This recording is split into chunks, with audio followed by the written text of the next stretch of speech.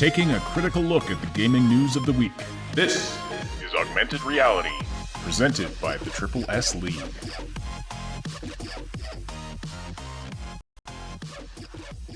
What's up, everybody? Welcome to the Augmented Reality Podcast, your source for news, leaks, insights about games and the gaming industry for November 30th, 2019.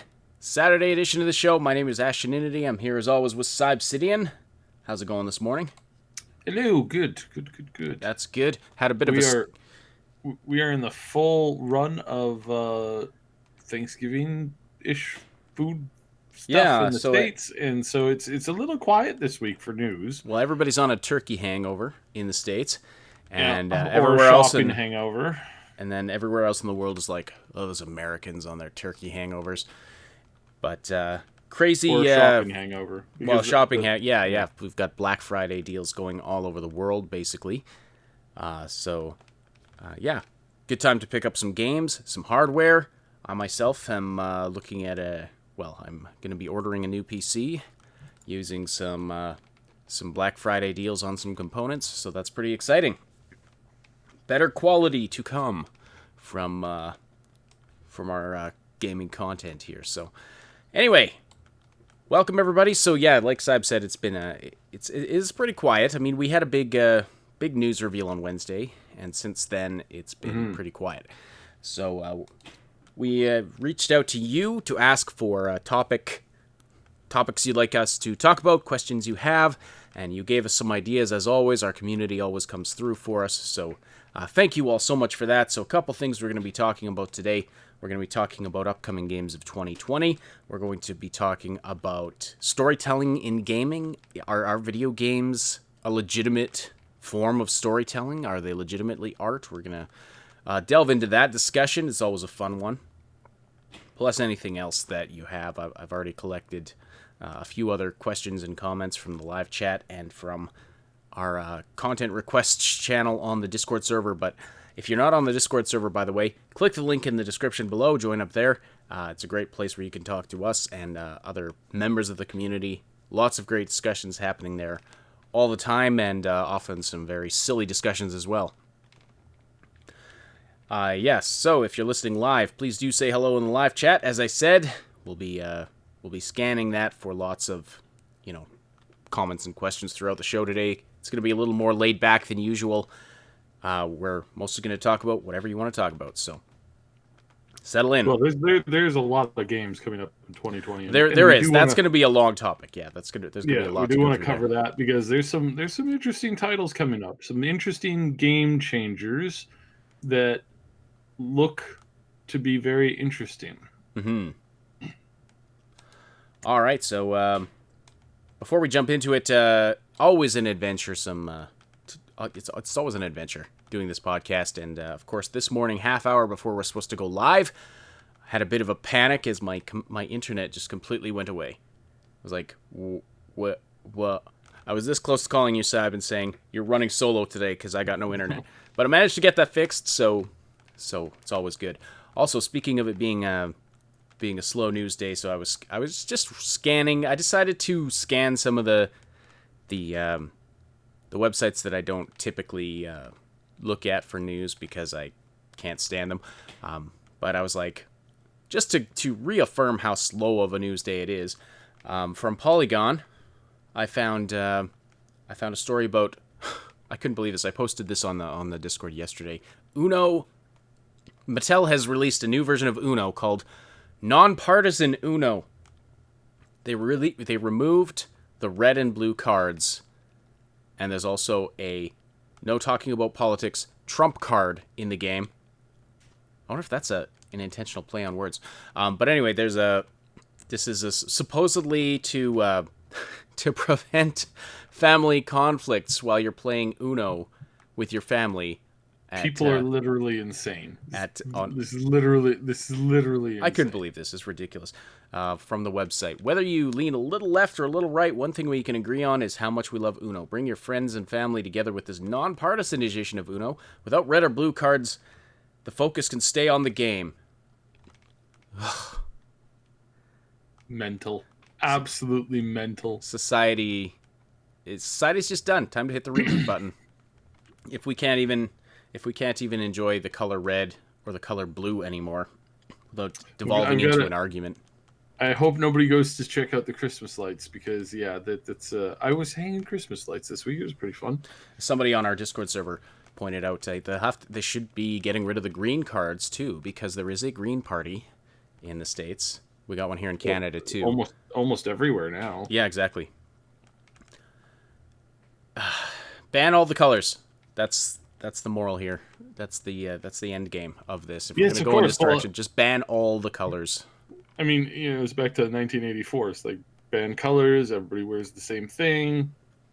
Everybody, says the same thing, and yeah, it's nightmare reality. Mm-hmm. Mm-hmm. Yes.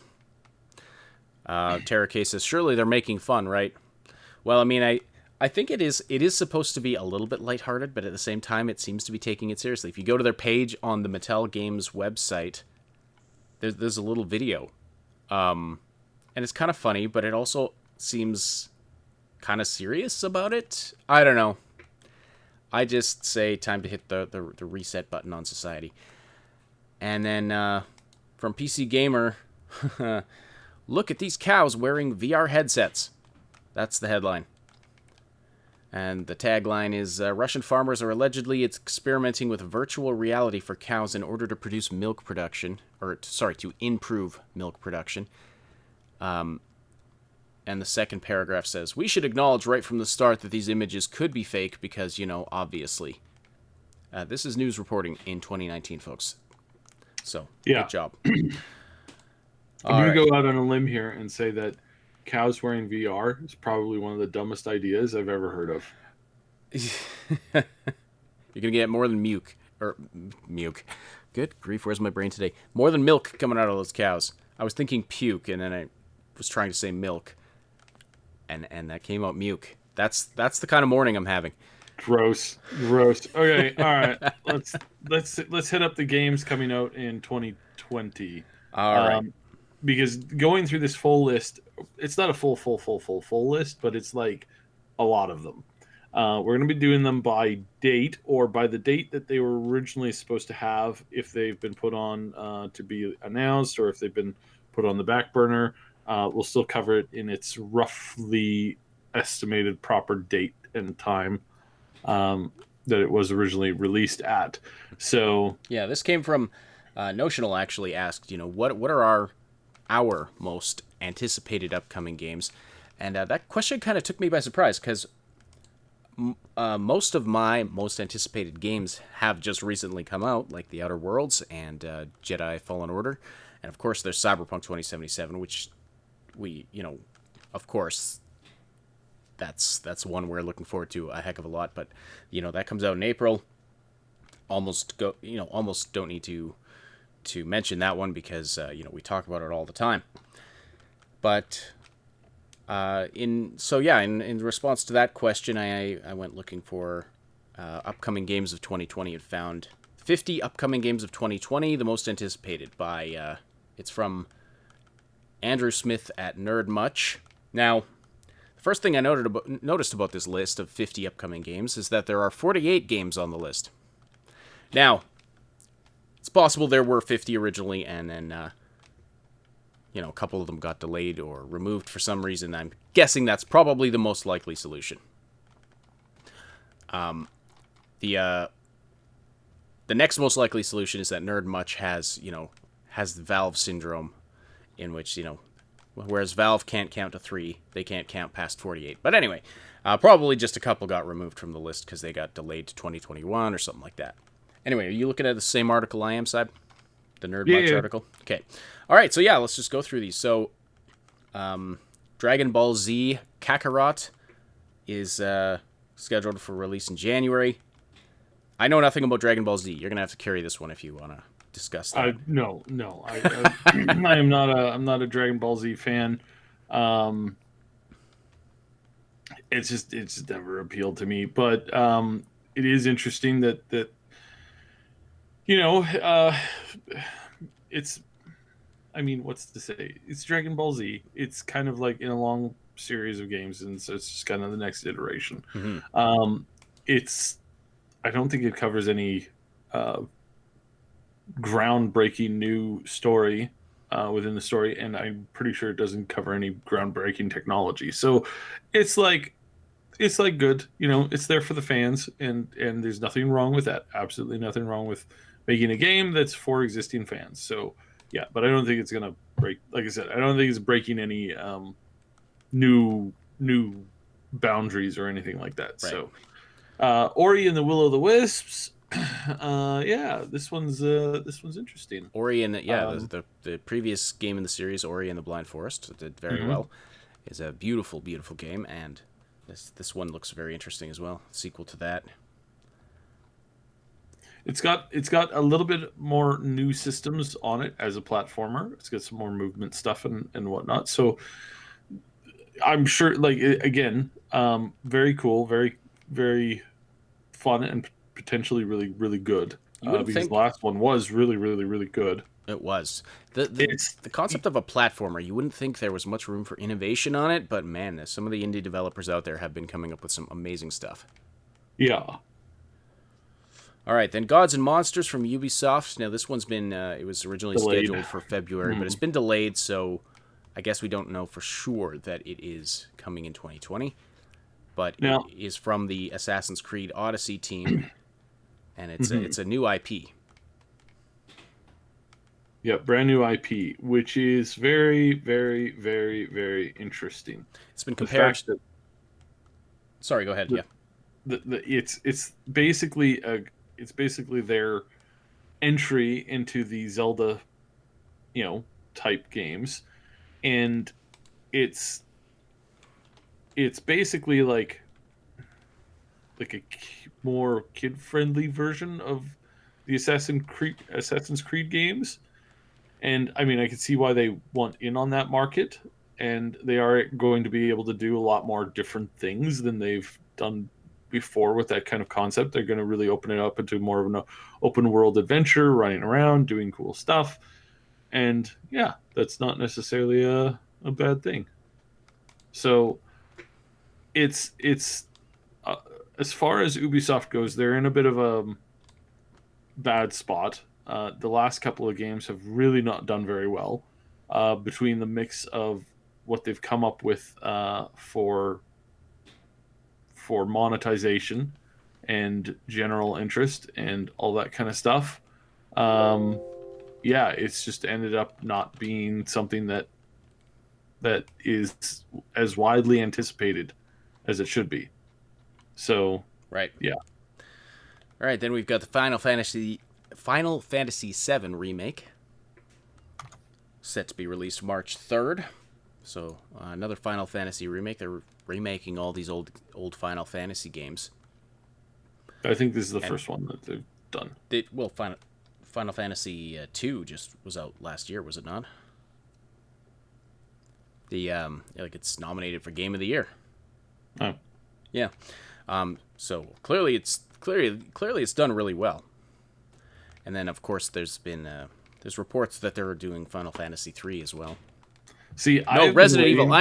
I'm sorry. I got Resident Evil Yeah, mixed up with Final yeah. I Fantasy then. was gonna say, Sorry about that. Scratch everything I just said. I have not heard of them doing Final Final Fantasy, Fantasy and I'm pretty sure they remake. wouldn't start with two. Yeah, seven is the most popular and the most infamous, basically, Yeah. or famous. Um, this is this is finally coming out. It was announced so many years ago, and I really thought that after they had postponed it by like several years, that this was going to be a next gen title. Um, so I was a little surprised by that, and it's gonna be a fun game because I mean the original was good, and this one's gonna kind of bring back all the stuff. Um, I was at a convention many years ago where they kind of had this like entry thing where this girl dressed up as the main antagonist from number seven, uh, which is a guy, but she managed to pull off the costume very very well, and there were lots of jokes about like oh, maybe, making you question certain things. And it's like, yeah, that's so funny, haha. Because it's like it's just the style of, like, they're all so pretty in that game. They're all so pretty, which is a complaint that I heard on Mortal Engines recently. And I went back to kind of like preview it, and I was like, oh yeah, everybody in this quote unquote post apocalyptic world were like, like they weren't necessarily attractive. They were just pretty all the time. And I'm like, huh. Anyways, Hmm. it's that type of, like, I don't get why they have to make villains look so emo and pretty. You know what I'm saying by pretty? Like Yeah. they could do a magazine shoot for literally anything. Yeah, Like, everyone looks like a supermodel, even though like well, things are exploding around them. it's not the supermodel stuff, because Well, just like it's not like Batman and Superman, like, super good looking. It's like we can do an advertisement for, like, some kind of hair remember, products, because yeah, they've always got this long flowing hair. yeah, some kind of hair product or something. And it's like, it's always like, huh, they don't look like they're, literally at the end of the world, fighting for the remnants of everything. It looks like they're about to try and sell me, like, Aquafina, refresher, be refreshed. Zulu says, anybody knows something about the Elden Ring release date? Well, that one is on the list here, but apparently there's no set release date at that we're aware of at this point. But Yeah, apparently it is supposed to be coming in 2020. Yeah. And then another one. There was another message I was going to read here. Okay, I've lost it. I will try and find it again. But anyway, let's keep going through this list here. So, Watch Dogs Legion. Yeah. So this is, again, Ubisoft is in a bad place. From what I heard, this gameplay was pretty boring and also pretty ridiculous. And also, I mean, it's just like, with everything that happened yesterday, it's like how much more do they want to step into this literal dumpster fire? Wait, what happened yesterday? Oh, there was another attack in London. Oh, really?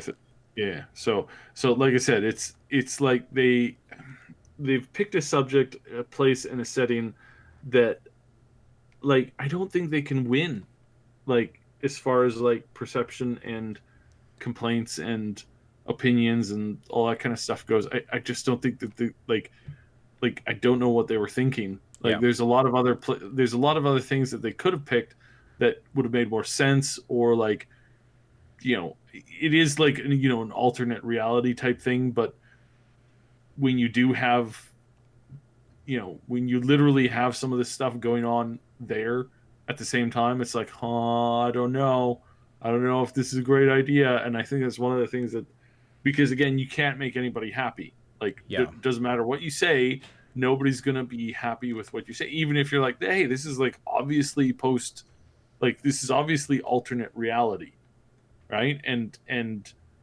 I mean, Division 2 did that. It's very clearly alternate reality, very clearly has nothing to do with it, but they put it in Washington and they get flack from both sides. And it's like, so it puts them in weird, interesting, and in some cases bizarre situations that I don't know if they can get out of. Mm-hmm. So, yeah, as far as the setting, I definitely agree. Now, the concept looks interesting. This idea that you can play as almost any character, any NPC in the game is interesting, but I'm skeptical of how well they're going to be able to pull that off. I'm curious to try it, but we'll see. It's not like I'm dying to play this game, but it's more of a I want to try this and see how well it works. mm-hmm. Maybe it'll be the greatest thing ever. Maybe it'll suck. Maybe it'll be tedious. It seems like a ton of micromanaging, which is not my forte, nor what I like to do in games. Now, you, on the other hand. Oh, You don't sound that interested in this one, but there's one or two things that they could do to the game that would make it very interesting, and I'd have to pick it up. But overall, I think that the Watchdog. I haven't been a fan of the Watch Dogs setting. Um, the controversy with the first one, the just the general like storyline slash like random stuff. It's like it's like we got to fight against the machine, of politics and corruption and stuff. It's like, okay, how are we going to do that? Well, we're going to change the streetlights and cause massive accidents to random pedestrians and civilians. Okay, well, that sounds incredibly bad. Like, to me, it sounds like you're becoming a crazy villain in a Batman movie. Like, like we're not going to steal from the government. No, we're going to cause accidents to the everyday folk by like seriously. The concept was so bizarre to me. It's like, okay, we want to fight against the man by taking all of the people who are just trying to get from, trying to do their daily stuff, and we're going to make them, not just disrupt their day, but legitimately make them get into accidents for no apparent reason. It's like the whole concept to me was just like, no, I don't buy this, and I don't think it's like, I think this is mental. yeah, well, it was like the Matrix justification of like anybody can become an agent, and therefore everyone in the simulation is your enemy. It's like their way of justifying killing random security guards, even though these are like real people connected to the Matrix who are just doing their damn jobs. That never sat well with me about them. Yeah, it just comes off as a little weird and bizarre, Yeah. and it's a bit messed up. So, anyways, no, not a super fan of the series, but like I said, there is one or two things that they could possibly do to make me interested in this title. But we will see when it comes, when it gets closer to actual release, and when it comes to like them unveiling it, because they need to stir new interest on all of these games, because they've taken a lot of them back to the board, and I want to see what they've done differently. Because Right. I'm hearing conflicting and not necessarily good things. So, I hear them coming out and they're like, oh, hey, potentially, it's like, hey, we're now 100% more political. I'm like, okay, that's just going to make things worse. So I don't like. Like that's not what your audience wants.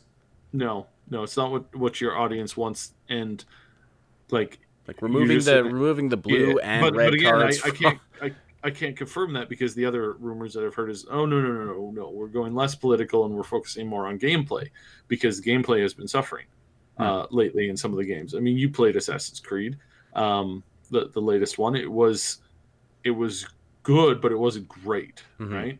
It wasn't stellar. It had gotten a little old, and the storyline wasn't like that great, right? Or was it the one before that one? I I played can't remember. I played Origins. I haven't played Odyssey. And Oh, okay, Origins very good. was like, yeah, it was good. It was good. It wasn't. I mean, what was really great about Origins was the setting for me. Hmm. I loved the ancient Egypt setting.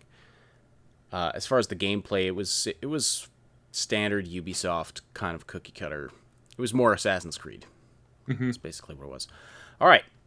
Looking back at this list, Animal Crossing's New Horizons is I scheduled know for so March many 20. people who are going to invest, 5,000 hours into this game. I am not one of them, but I know a lot of people who will, Mm-hmm. and that's great. The graphics are adorable now. So it went from like, really traditional, like cool and kind of a retro type gamerish kind of thing, like, intentionally like getting close to 32-bit and kind of looking like that. It went from that to, oh my lord, this is adorable. It's like little like teddies and cartoons playing, and it's they've done a really good job with this, and I'm sure that generally speaking that this game will do very, very well, because I think it fits into what everything most people want in the new Animal Crossing series. Mhm. So yeah, no, I'm pretty sure this one will do pretty darn well. Um, I think the art style and I think the way that they're handling the game, I think that it's just going to keep this type of game at the top of most people's minds as far as like Nintendo players. So Mhm. and this is out for the Switch. So yeah, so interesting. And this next one is one that absolutely nobody is looking forward to, I'm sure. Oh yeah, nobody even Vampire knows about this. The Masquerade Bloodlines 2, March Yeah. 31st, 2020. Still hearing possibility of a delay. So we'll keep we're gonna be watching that obviously very closely. Um, but I mean, yeah, looking forward to this one. Yeah, absolutely. We've talked about it before. I mean, I don't think we need to delve too deeply into that one. Yeah. It's highly, highly anticipated. The first one was incredibly well received. Next one, SpongeBob SquarePants Battle for Bikini Bottom Rehydrated. Game of the year right here. Game of the year, folks. Number 9, System Shock. So serving as a remake for the 1994 game. System Shock is an upcoming remake that is set to release in Q1 2020. Any comments on that? I know I believe we've discussed this before. Yeah. So I'm hoping that this comes out. I'm really hoping that this comes out. You're And I'm hoping really it hoping comes that out, period. yes, period. I'm really hoping that this thing manages to do what we've been hoping for. They've had a lot of issues with this one. Um, it's been a bumpy road, and I hope that it comes out and it comes out very well and good. I'm sure at this point that it's actually going to come out, but we still haven't gotten a release date. And I suspect that this one, amongst some others, are stuff that we will see at the Game Awards. So I'm expecting to see something of an announcement at the Game Awards because they are looking for dropping it sometime before summer. So it makes sense for them to put it out there, and it makes sense to hopefully see something like good-ish. Okay. Hindsight 2020 is the next one. Now, I don't know anything about this game. It's from Triple I Games, but the description sounds interesting. It says, everyone wishes they had 2020 vision, right? Well, in Hindsight 2020, you can. In Hindsight 2020, players will be able to go back and change choices that they made during their original playthrough and experience different outcomes. Every decision that you make will have an outcome, and if you don't like it, just change it. So, sounds interesting. New, kind of a different concept. Yeah, Looks like yeah. Again, It's don't gonna know be too much about that. yeah, it's gonna be interesting. Again, one of these titles that's offering to bring in new types of gameplay, and I think that's good. I think it's good to see this kind of um, progress towards doing something different. And so this one is good. Is this one? I don't know very too much about it, but I'm going to I probably am not going to pick this up, but I am going to be paying attention to it because I want to see how they handle this, hindsight altering things, um and how much of that is will offer like really good content and really yeah. Right. Okay. Next, we have Rainbow Six Quarantine. Of course, the next Rainbow Six, set several years in the future of the Rainbow Six world. Another one of Ubisoft's that got delayed. They delayed several of their games. We did a podcast about this a while back. So that one is delayed TBA. It's like I said, it's not looking great for them. Yeah. All right. So Trials of Mana next from Square Enix. The Trials of Mana remake is the third game in the Mana series, which never made it out of Japan. So that's interesting that that they're bringing that to this. And so I hope we it had does well. there was another Mana game that came out recently that they just released, right? It was a Kingdom of Mana or something. No, no, no, no. I know which one you're talking about, but yeah, the that one, we were expecting a better co-op play with that, and unfortunately, it just we were really excited to play it co-op because they said co-op, but not over not online, so that's kind of difficult. So yeah, I'm a little. That's a little disappointing. Just a little on the disappointing side. Was it Secret of Mana that I was thinking of? Yeah, that's the Yeah, one. okay, that's the one. All right. The Last of Us Part 2, another one that nobody's heard of or is anticipating. Originally scheduled for February, delayed to May 29th. This one is, of course, very hotly anticipated. The Last of Us Part Several 1. years.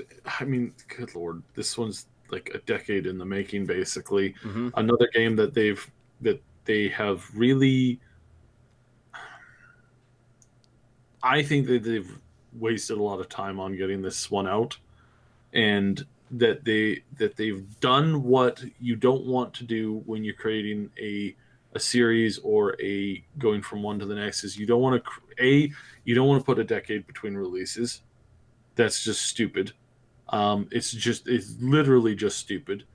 Um, and you don't want to hail it as some kind of like second coming of the almighty game of the universe, and just like lauding it up with ridiculous and um you know if I were creating a second game in a series and the first one was fairly popular, definitely wasn't a trendsetter, definitely wasn't something that nobody had ever seen before, was just a good game for being a storytelling slash interactive movie type experience that had a gripping story. One thing I would certainly not do is wait another 10 years to put out the next version. And something I would certainly not do is build a giant building on, I don't know, say a big E3 platform where I get a dude to come in and play the guitar for 15 minutes as some kind of like homage to how great this game is going to be, because that would be ridiculous. And oh wait, they already did that, didn't they? Ah, yes. They blew $3 million on advertising this game 2 E3s ago. Like, just let that sink in. They blew $3 million on advertising by building a building and having a dude come in and play the guitar and then moving everybody out of that building, and nobody knew what in the world was going on. Yeah, I think And this game it will be very good. confused I think it everybody. will. I think it. Sorry. I said it confused everybody. I remember watching that and being like, what the hell is going on? Yeah. So this is. I'm not saying this game is going to be bad. Far from it. I think this is going to have a gripping story, just like the previous one, because I think the writers on this are pretty good. What I think has been messed up has been the um when this game came out, like um The Walking Dead and a bunch of these other like really gripping shows with really gripping, brutal storylines were very popular. I don't know if that survived. I don't know if that's still a high preference amongst the general player base. There certainly is always, of course, room for that, and it's of course always something that is in general demand. I don't know if it's been in high demand. I just don't know. So it'll be interesting to see how this is received, because it's been so long in the making and it's so brutal. And you know, in the first game, you really set it up so that anybody playing that first few minutes of the first game, the first entry or the first section of it is like was really gripping, was really brutal, and got a lot of people really interested in it. I mean, they did Let's Plays with like old people playing this for the first time and like, catching reactions and it was a very gripping story, but I don't know if that's going to stay again in that kind of same way because it's just a little too much and there's a couple of people who are taking this way too seriously. And by people I mean developers. There's a handful of developers who are involved in this project who think that they're working on the greatest game that will ever be released. And I mean, for you kind of want your developer to think like that. They kind of want them to, take pride in their work.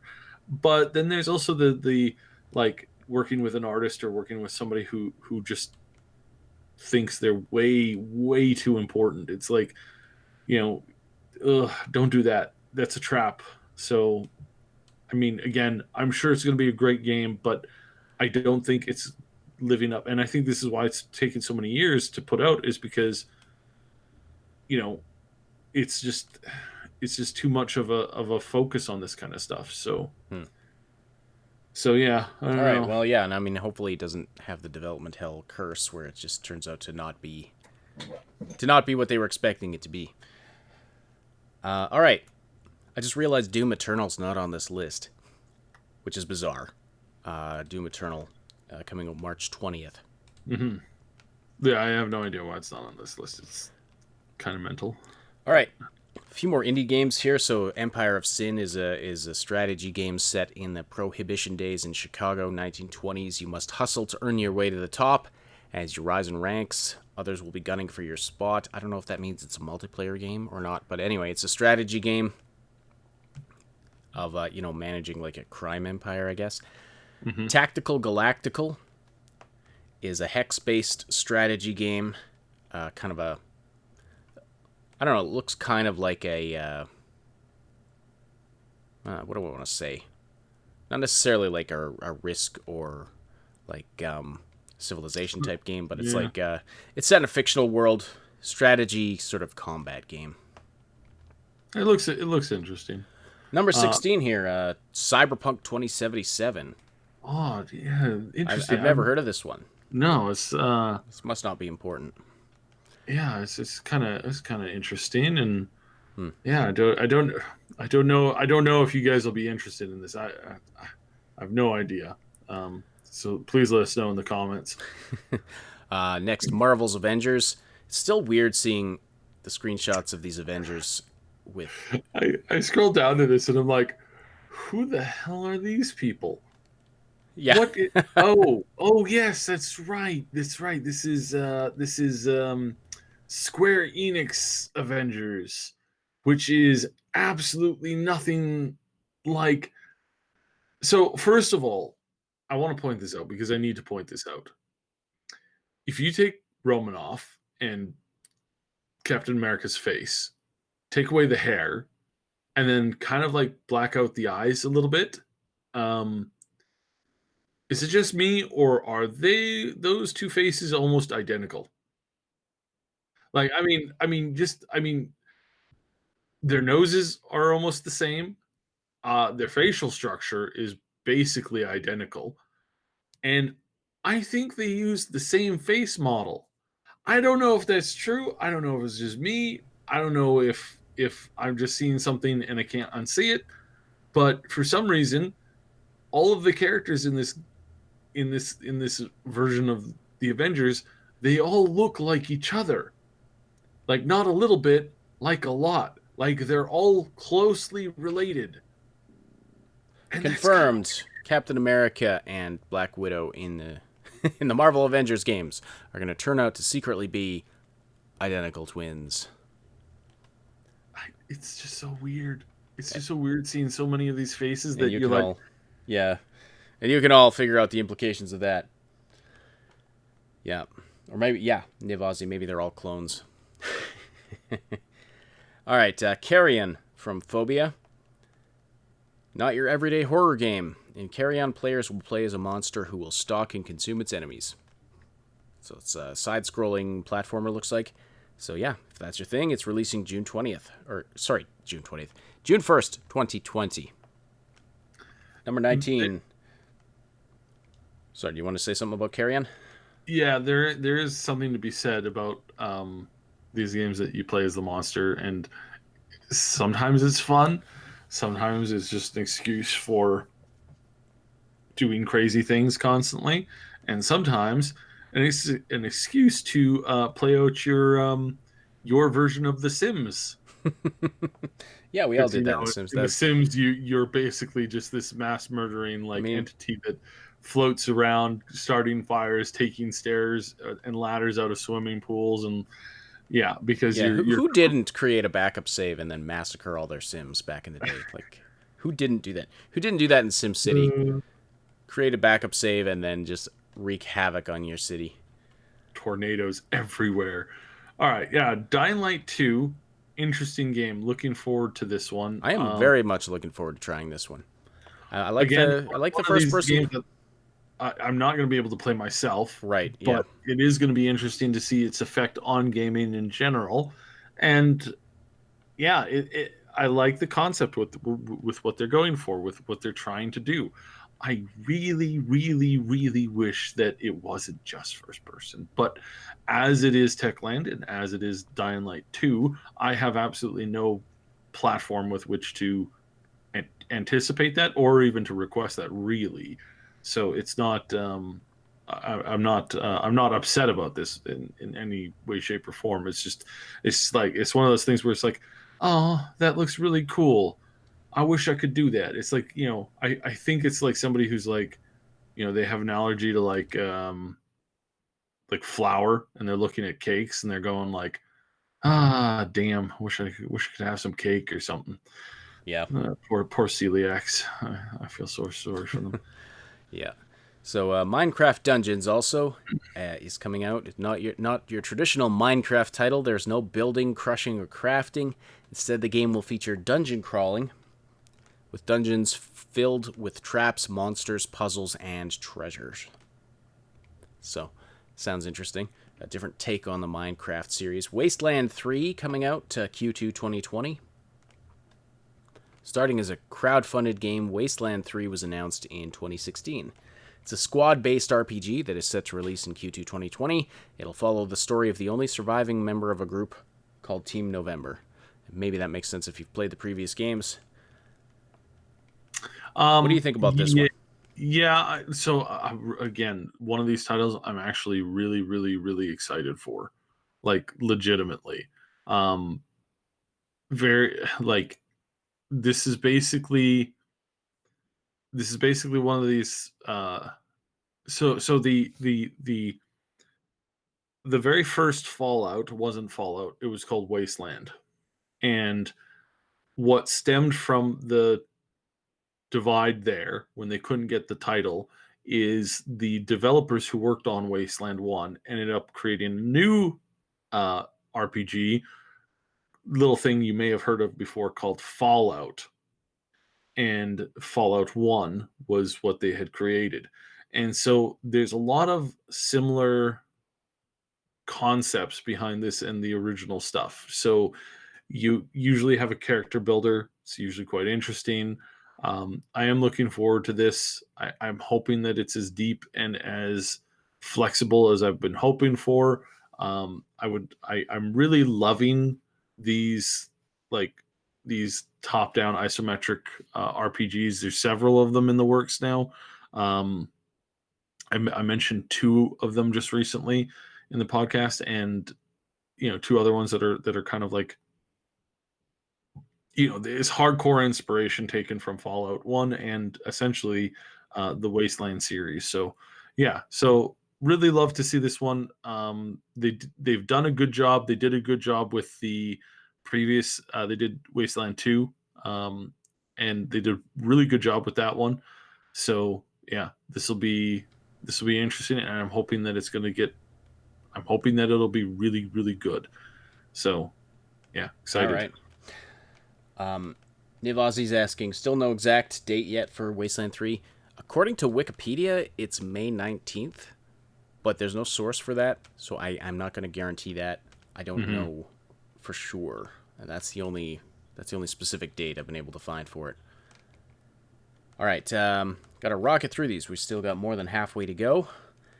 And at the top of the hour, I'd like to talk about another topic. So let's try and rocket through the rest of these in 15 minutes here. See how well we do. Phantasy Star Online 2. About time. Holy crap, about time. This is a game that I played a few times by basically, porting in the You played the playing Japanese? Yes, because this was Yeah. released in Japan 8 years ago. Yeah. And then, It's been around a long time. I really wish that they had, brought this out sooner. I it, it's frustrating. Decent game. I don't know if time will and all of this stuff. I don't know if it'll be worth it. Um, but I have hopes for it because I'm playing Kingdom Under Fire right now, and Kingdom Under Fire 2 was 15 years in the making. So I suspect that this one might be good. So yeah, looking forward to at least giving it a try. then we got Outriders from Square Enix. It's a co-op shooter. Not a lot known about it at this time. Supposed to be coming out Q3 2020.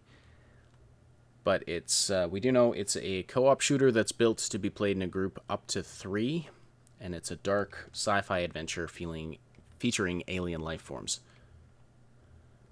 Then Call of Duty Black Ops 5. It's going to be more Call of Duty. Monstrum 2. I've never actually even heard of this one. From Team Junkfish. So it's everyone loves to play hide and go seek, right? Well, that's pretty much what Monstrum 2 is, except with a little bit of horror sprinkled in.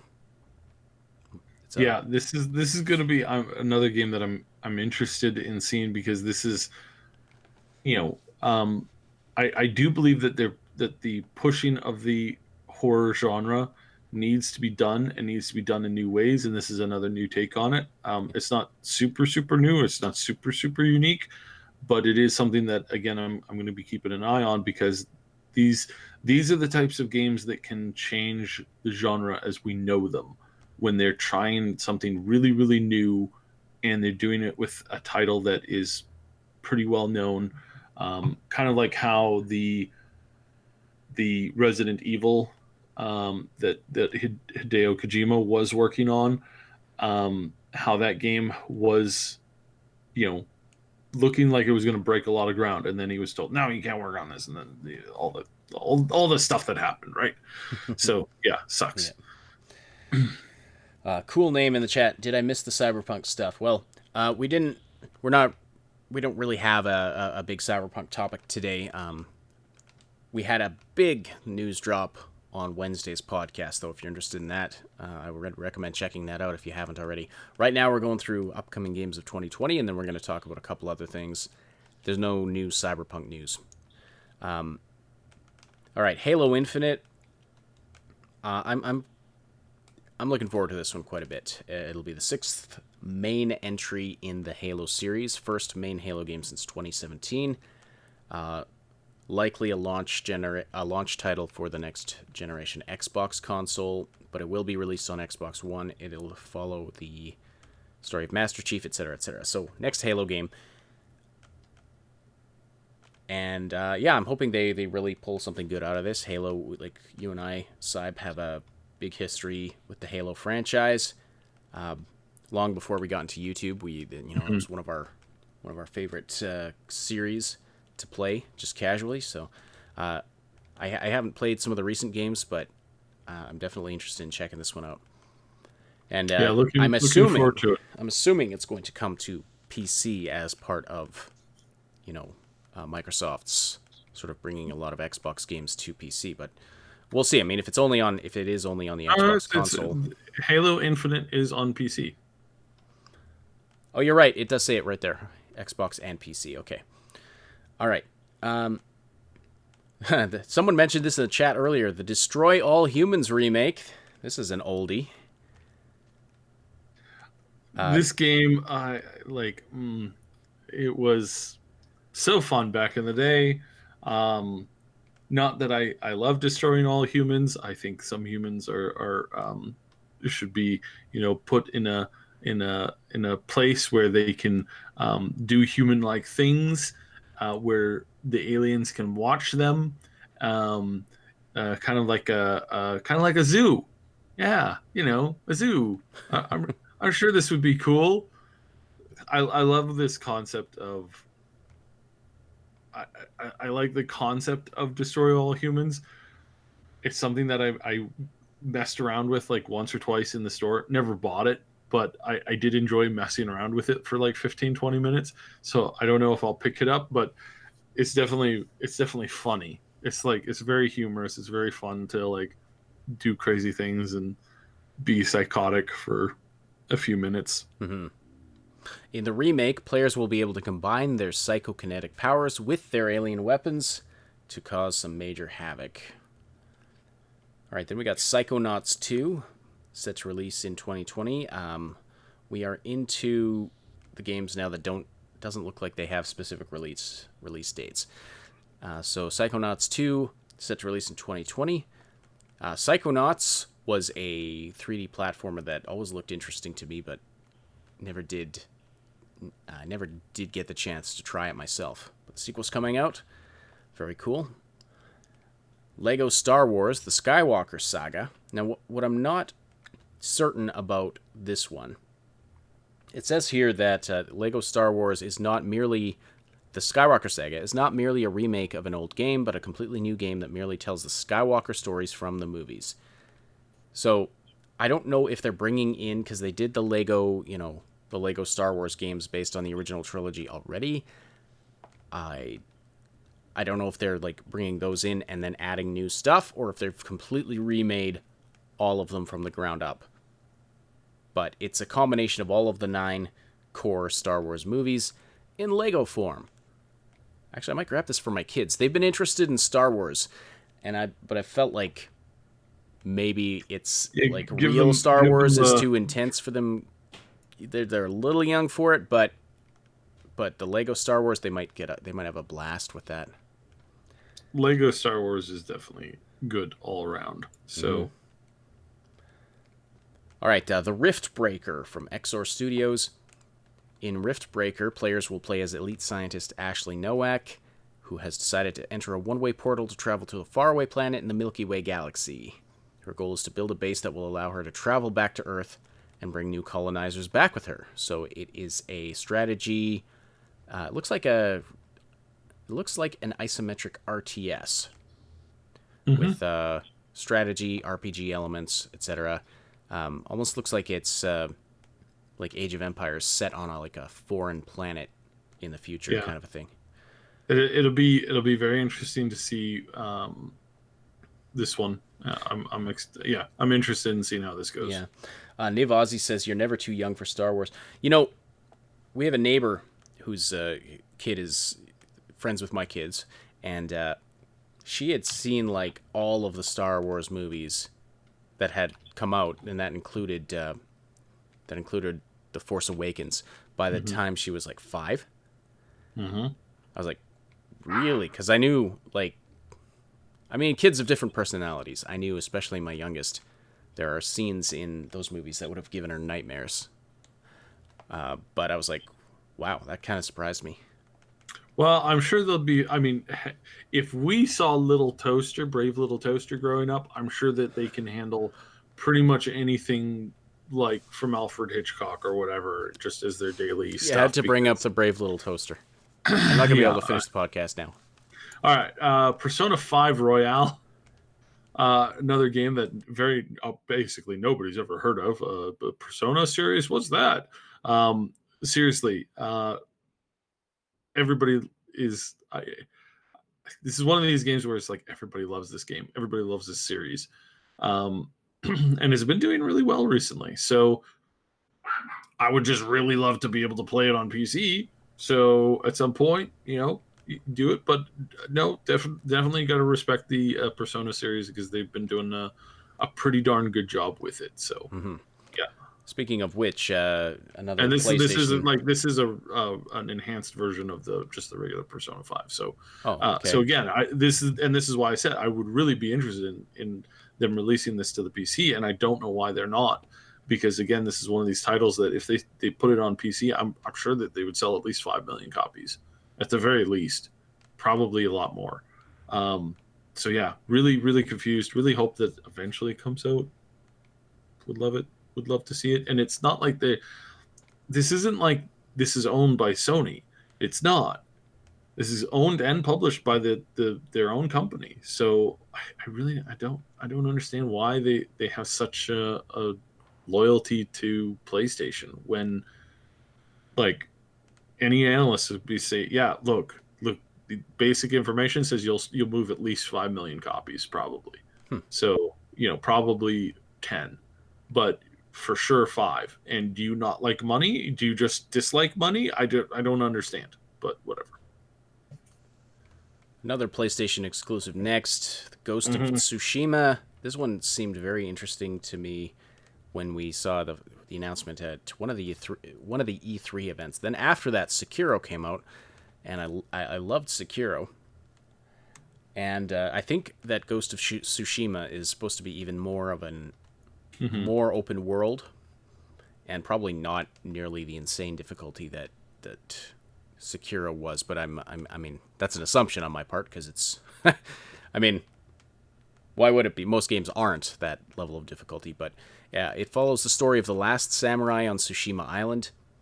It's an open world RPG. Well, it's an open world game, assuming it's an RPG, just based on what I've seen thus far. It's definitely it's an RPG, and it's an open world that will be explored without the use of waypoints or guidance objectives. Very interesting. Yeah, no, this again pushing the bounds of what we know as open world games. It'll be really interesting to see how they pull this one off. And again, bring it to the PC. Just saying. Dragon Age 4. We're gonna do an episode on Dragon Age 4 at some point. That will include a lot of really juicy inside info stuff. There's a lot of problems with this project. There's a lot of fears with this project. There's a lot of trepidation with this project, especially considering how much EA has kind of screwed the pooch lately, and how much BioWare has kind of fallen on their butt a little bit. The good news is that this is their wake-up call game. Bad news is that this game is still under the basically direct control of EA, dictating basically everything that they do about the game, and basically looking at a lot of their choices as to what the team originally wanted to do and saying, no, we can't monetize this enough, so you're going to have to do something better. Right. Terrico.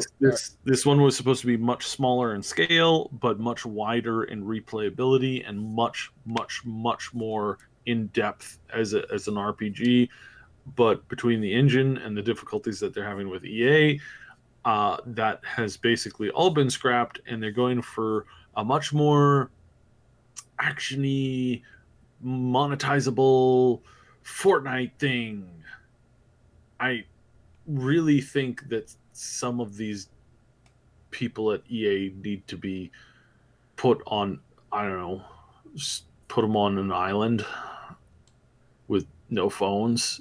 That would be nice. It would just and then send the Blizzard people there to ask them, don't you guys have phones? Yeah. It's just so frustrating. So yeah, the reaction to this in the chat is not positive. Like, a lot of people are skeptical of this one, not having high hopes for this. Someone earlier in the chat, also Terrica Winnigan, asked, they said they will have another Mass Effect game. To all, I ask everyone here, will you try it out or not? Reaction to that was not intensely positive either. Now, from where we sit, I mean, we will try these games out, of course. Do we have hope that they're going to be good? Not really. We can hope that they're going to be good. I hate to say it, but not really. This is not looking good. This is looking very, very bad. So, yeah. Let's move on. Okay, next. Beyond Good and Evil 2. So it's an upcoming prequel to Beyond Good and Evil, because, of course, that's not confusing at all.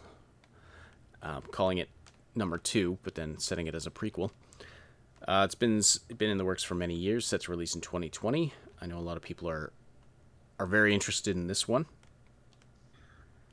I feel that it's been caught in a little bit of development hell, but I don't know. We'll have to see once it gets closer. It's still more than a year away, so we haven't gotten very much solid info on it. We have gotten info that is, I don't know what to say. The info we've gotten is for the most part positive, right? And generally speaking, the game is looking like it's going to be pretty okay. But I am not holding my breath for certain aspects of this game. So yeah, and I think those fears will either be alleviated or you'll all see what is coming in 8 months when the game is much closer to release. Right. Specifically around when it's showcased next. So yeah, lots of worries for this title. I hope it's good for the sake of the series and for the sake of the team that's been working on this thing for so many years now. But yeah, it's yeah. All right, next we got Elden Ring from Software and Bandai Namco. It should be releasing sometime late 2020. It is a third-person RPG that seems to revolve around the Elden Ring, whatever that is. That's literally what it says here. Unfortunately, that's all we really know. I know that you can swap body parts and stuff with it, so yeah. Oh, that's cool.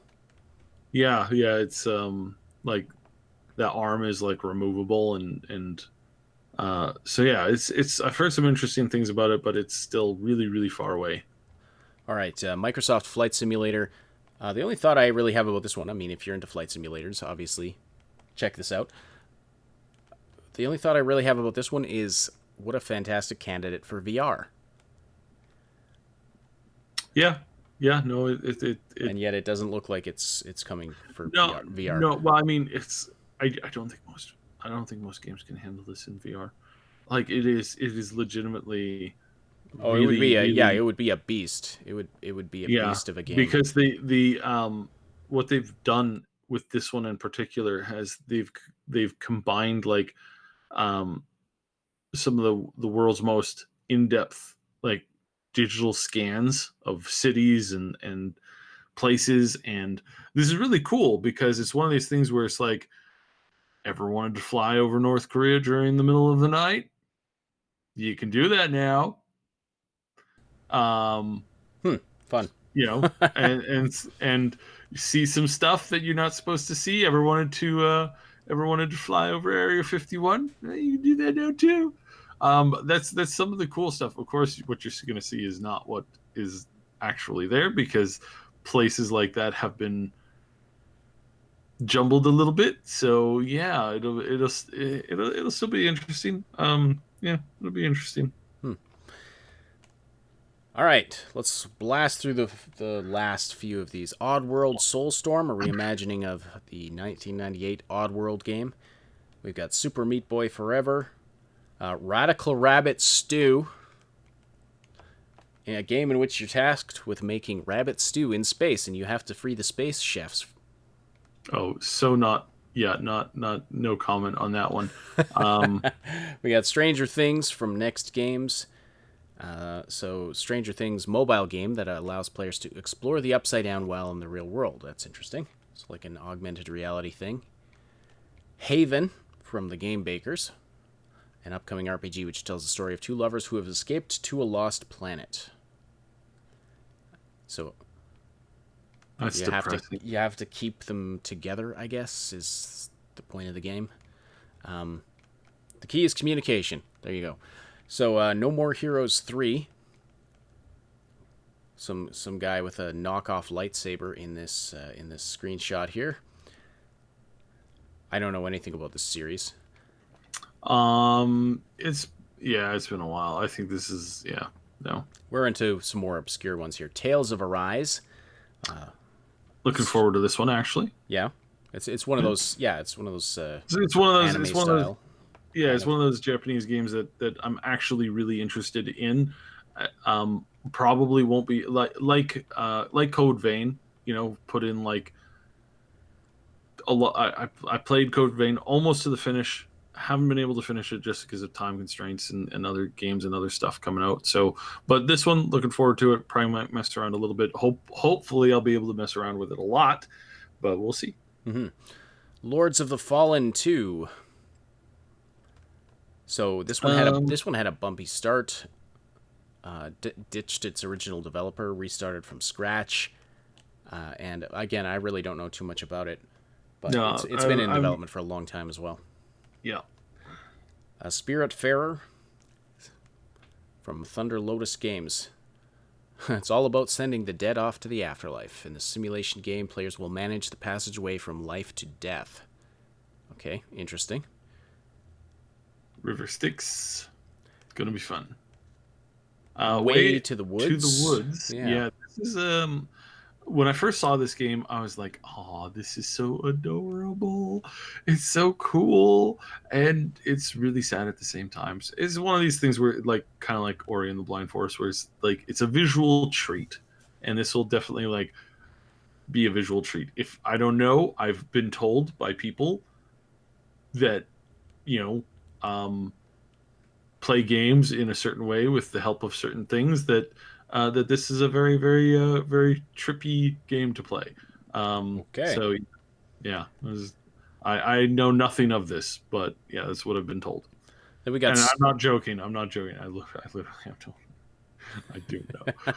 All right. Skull and Bones. Yes, Skull and Bones from Ubisoft. Again, another game that we were supposed to get how many years ago now? This thing was supposed to come out in direct competition with Sea of Thieves. And, well, that hasn't happened. So, yeah, interesting. Interesting. I like the concept. I like the team play. I actually really am a big fan of tall ships. Like, there's something cool and majestic about them and interesting. I don't know if it'll be worth playing, but I do like the generalized concept. If they can add in one or two things that is on a little list of mine, then yeah, I'll play it. If not, then it'll be like kind of like cool. Hope it does well, and then like probably move on. Yeah. Finally, Crossfire X, next game in the Crossfire series, will be a free-to-play first-person shooter that takes place amongst a huge global conflict. I don't like those words free-to-play, but Me. it's part of a popular series. I never played it myself, so. All right, so there's a bunch of the games that are, that are scheduled for release in 2020. Lots of interesting sounding titles. Of course, tell us what you're most interested in and what you want to see content for. Let us know on the Discord server, and put that in the content requests channel. And those are the games that we will try and focus on. Of course, there's some big ones like Vampire the Masquerade Bloodlines 2. And Cyberpunk 2077 is probably going to be the biggest one we focus on. Unfortunately, a lot of really good ones that are PlayStation exclusive, and we just don't have the well, we could delve into PlayStation, but that doesn't seem to be our main audience. So we'll have to see. Dying Light 2 is another one I'm really excited for. Yes, Neon Arcade. We did mention Halo Infinite. We talked about Halo Infinite. Definitely looking forward to that one as well. But yeah, like I said, let us know what you want to see us cover on the channel, and which games you're most excited for, and we'll try and focus on those as we look for games to cover in our channel content. All right, I want to move on to our next topic here for the last 20 minutes of our show. First, quickly want to mention, check out our sponsor, Toink Toys. I'm not going to go through the whole spiel about the different kinds of things, the different mystery boxes they have, but check out the link in the description if you are looking for some great stuff for the nerdy person in your life. If you're looking to do your Christmas shopping and you want to check out some great paraphernalia, mystery boxes, clothing, toys, household gadgets that are all have to do with your favorite sci-fi, fantasy, gaming, movie, TV IPs. There's tons of stuff there. The link in the description is an affiliate link. We get a kickback from that then if you buy anything through the website. So it's a way to find some great stuff and support the channel. If you want to do that, we would really appreciate it. And the next topic I wanted to talk about was another one from our content requests. From Trauma Sentry 77. Posted a video from a YouTuber named Raymando. And I had never heard of this YouTuber. He's a very small YouTuber, but I watched this video that he made called Are Video Games Destroying the Art of Storytelling? And Trauma Sentry 77 asked if we could discuss this topic. Anyway, if you go to the content requests channel on our Discord server, you can find it there. I recommend checking out this video. This YouTuber does not he has not put out a ton of stuff, but I liked the style of this video. It was very, very funny, and also a really good discussion on the topic. So there's a debate. There's kind of an ongoing debate about stories in video games. And Ali Mahfouz, are you Trauma Sentry on Discord? I had no idea if that's the case. Interesting. So stories in video games. There's kind of this debate about are video games a legitimate storytelling medium? They're very new. Can they tell stories as well as, say, books or movies? That kind of a thing. So it's kind of an interesting general gaming topic. And in this video, Raymando makes the argument that yes, they are. It's a different kind of storytelling, but it's definitely a legitimate storytelling means of telling a story. Mm-hmm. It's an interactive means of telling a story, but who defines what legitimate stories are? Well, for like 400,000 years, if dates and times are to be believed, most storytelling was done so verbally and was done with a high degree of accuracy, so much so that in two different places in the world, we have caves with bear skulls placed in a particular position that were thousands of years apart. So that's kind of that's kind of interesting, and we know that was a thing that was discussed and told over the course of all that time via stories and via communication from parents to children, and then from children, then from them to the next to the next to the next.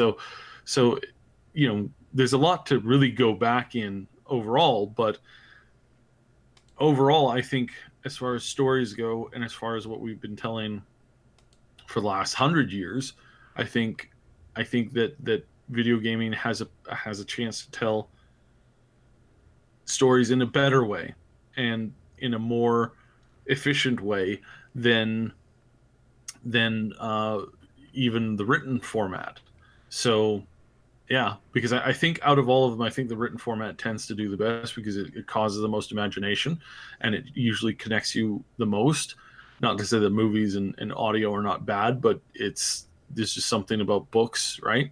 But I think games, it's a little bit better because you're put into it far more. So yeah, so I am of the opinion that I think yes.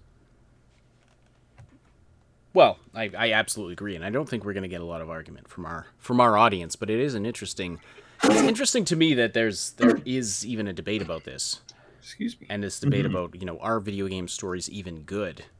You can find articles about it, like video games can't tell good stories. The stories are superfluous. And I think that a lot of it comes down to you can't tell stories in the same way in a video game that you can, say, in a movie or in a in a well, book. I mean, I think they're getting there. I really do think they're getting there. I mean, Death Stranding was, I would say, more movie than game, and that's not a bad thing because it's pushing the boundaries of what we can identify with this, and it's really opening the doors. as just generally speaking, I mean, I remember one of the greatest stories ever told. And I encountered this through gaming.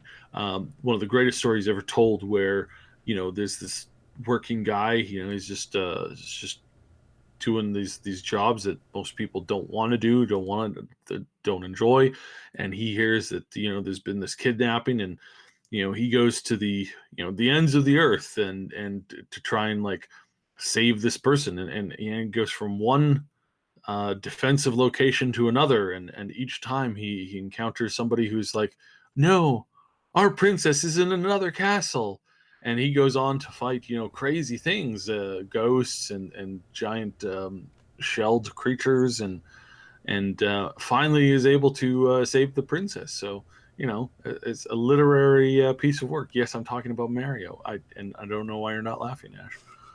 I was gonna give a stale sort of dry humor reaction, like, oh, what's this? I definitely need to check this out. Sounds like a masterpiece. Sounds like something that might fundamentally establish an entire genre of gaming.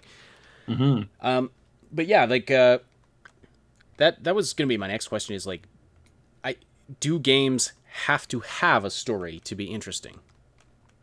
I think they do, and thank you, Jason Cropper. That's very kind of you. Hello to you too. Hello, hello, good sir, or whatever. Um, I think like one of the greatest impacts as far as like being serious for gaming was the Zelda series for me. Zelda 2 was a massive story because you could talk to townsfolk and you could get a sense of the world, and it's like, huh, this is interesting. And yeah, it's not perfect, but it's there, right? So Mm-hmm. yeah. No, exactly, and it's. I mean, yeah, the ability to tell stories has definitely improved as technology improves. The ability to tell stories definitely improves with it. In a game like Zelda 2 or Mario, you had very, very, very limited ability to actually tell the story, and often the story would be included in the little booklet that you would get with the game cartridge, because they just didn't have the ability to tell it in the game itself. But that's, I mean, how many arcade games did we play where we had no idea what the story was, but still had fun playing them, right? But I would Mhm. I would argue that having a story behind it definitely adds to the experience. Definitely, having a reason for doing what you're doing, definitely makes a game just that much better. It makes it that much more engaging rather than just blasting blasting pixels on the screen. But there are some criticisms that can be leveled at video game stories in terms of like it's very difficult to control the pacing if you have player freedom to wander around a world. Like there's often a lot of games create a sense of urgency, like, oh, you've got to do this before, you before the bad guy sets off the bomb.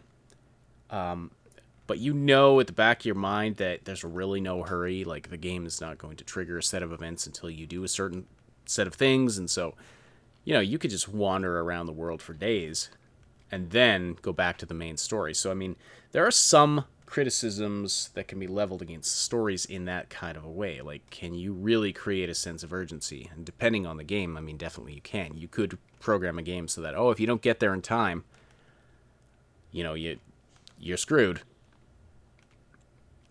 But is that the kind of game people enjoy playing?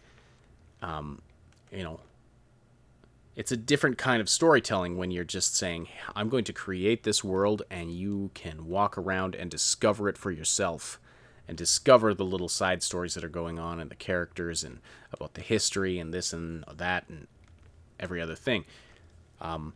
It is a completely different way of telling stories, but it is telling stories. So I would say it just comes down to being a genre of storytelling that is unique in its own ways. Just like you can do things in a movie, that movies are different than books, and movies are even different than TV series. Like you have to, when you're chunking it up into episodes, you have to tell the story in a bit of a different way, as opposed to a movie where you have this this dedicated to 2 to 2.5 hour span of time. So I don't know.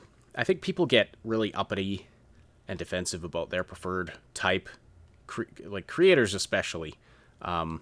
It's something that creative people I think are guilty of a lot, thinking their preferred way of doing things is the best. And so, a movie director, producer might look at video games and think, oh, that's not a legitimate way of telling a story.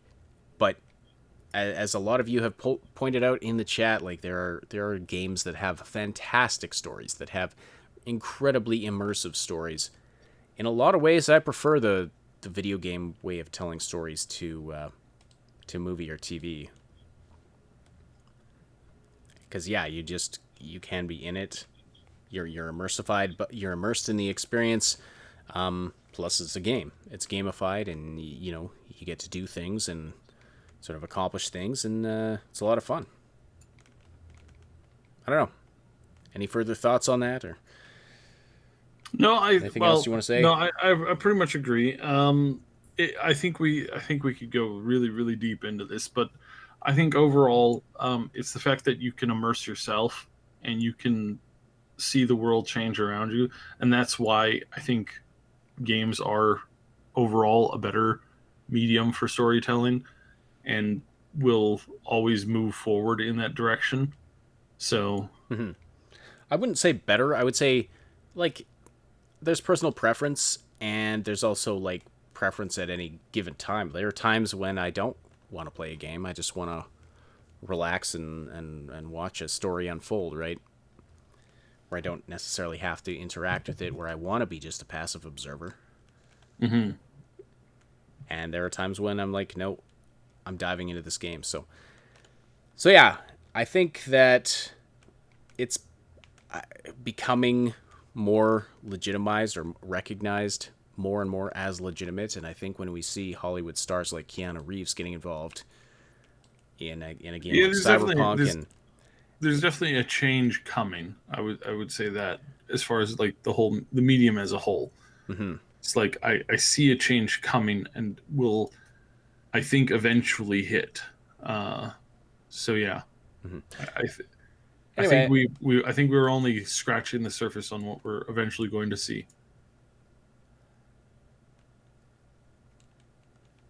Anyway, yeah, I would recommend checking out that video from Ray Mando for an interesting discussion on that topic. I like the way he did it, so that's something you can definitely check out. A couple of other comments from our chat here. Twisted Sin says there is probably one game that is not on their list, and that is Freedom Planet 2. Loved the first one. Not familiar with that one. Are you familiar with Freedom Planet? No, which is disconcerting. Yeah, you're usually familiar with everything. All right, Saab's gonna look that up quickly. I think I've heard of this before. See if I can. Yeah. The cartoon. It reminds me of a cartoon, and I don't think that's a bad thing. No, I know this one. Ali So Mafu's, it's like a side-scrolling, like what is the I can't. There's a game that this reminds me of. It's very much like Mega Man type thing. So, yeah. No, this is gonna be interesting. Yeah. Sorry, I was just looking it up myself here. Yeah. See if I can get an idea from. It's a side-scrolling. Looks like a. Yeah, it's very reminiscent. Kind of To me, it's very reminiscent of Mega Man. I really wish there was more Mega Man, but that thing's been handled so bizarrely over the years, almost to a depressive standpoint. Okay, yeah, that's definitely an interesting one. And then finally, so way back at the beginning of the show, Netrunner asked, haven't watched your podcast for quite a while. Did you guys speak about CDPR going silent with any new footage of Cyberpunk 2077. Are they planning to show up at some event with maybe some kind of big bang of info? Oh, there's gonna be a big info, big bang something coming up real soon. Real soon. Real soon. We've been mentioning this for a while. And this comes from the fact that just looking at what they've been saying, in their company meetings and their public financial calls, they keep saying, "Oh, something's coming up very soon," and so we keep mirroring that because it's very logical for them to come up with something very soon that is most likely going to be a big event that is increasingly becoming the event of the year, is coming up very shortly. I would be very surprised if they weren't there. And past that, we know that they've got their own plans for a whole bunch of other stuff, and there's stuff on the way. So I would say, don't worry. We know for an almost fact that they're really winding down their summer 2019 info push, which is the content that they've been putting around very recently, and that they're preparing to move into the next phase of their marketing campaign, which coincides with the holiday season, the Game Awards, and coincides with the January-February drop in advertising costs, and a whole bunch of other stuff. So yes, keep that in mind. Yes. We know more than we can say. And that's all I can say. I literally can't say more than that. All right, and so Game Notes is asking about the link to the video. It's in the content requests channel on our Discord server, but I'll pop the link in the description of this video as well. Mm-hmm. Let's see what else here. There was a number of other things that people asked us to talk about. Unfortunately, can't get to everything. So, any final thoughts though? How do you think 2020 is going to be for gaming overall? It's going to be a good year. It's going to be a very good year. We're going to see. We're really starting to see some of the encroaching new tech that's coming. It's not out yet. We do have some waiting to do when it comes to that, but yeah, this is going to be a decent year for gaming. Mm-hmm. So, folks in the chat talking about other Hollywood celebrities who were in video games. Yes, Terry Crews was in a game. He was in Crackdown 3. Of course, Death Stranding had quite a few recognizable celebrities in it. So yeah, it's not a new thing, but it seems to be becoming more and more mainstream. It seems like it's becoming less and less of a novel thing when a recognizable celebrity appears in a game, and it's their persona, like their visual, it looks like them. What's the word I'm looking for? Their appearance and their performance. Well, I mean, I see celebrities all the time in the game of life. But that's a terrible joke. I'm sorry. that's just the board game of life. Never mind. Yeah, no, I think we're moving more and more towards that direction. I mean, the one thing that gets big actors involved in projects is this thing called money. So, wait, what? When they're given like so much money to try and bring everything in, Richard Dean Anderson, that is a nice fellow. I like him. He's great.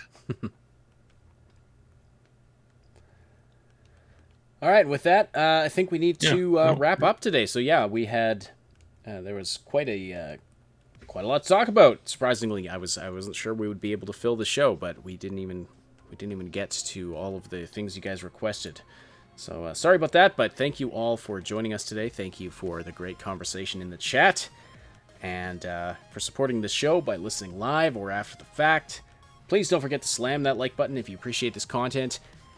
And a special thanks to our Patreon supporters and channel members who help make this content possible. Our big damn heroes on Patreon, Old Man Manson, and our 2 anonymous supporters, as well as our channel members, Jason Cropper, Mr. Pad Zernick, Jer Schultz, Game Notes, Paul Young, Night City Punk, and Terror K. And Jason Cropper, thank you also for the generous super chat earlier. If you're listening after the fact on SoundCloud, iTunes, Spotify, or any of the other platforms this podcast goes out to, we appreciate your interactions there as well. And don't forget you can join the live show on YouTube. Wednesday afternoons and Saturday mornings. That's North America time. It's slightly different in the other parts of the world, but you can check the Discord server for exact times and schedule. But the live show, you get to interact with us and other listeners and be a part of the discussion. See the Discord server for the times and schedules, as I said. The Augmented Reality podcast is a presentation of the Triple S League. Check out our YouTube channel for game guides, reviews, comedy, news updates, and tons more quality gaming content. My name is Ash. On behalf of Cybsidian, thank you all so much for listening. And we will talk to you all very soon.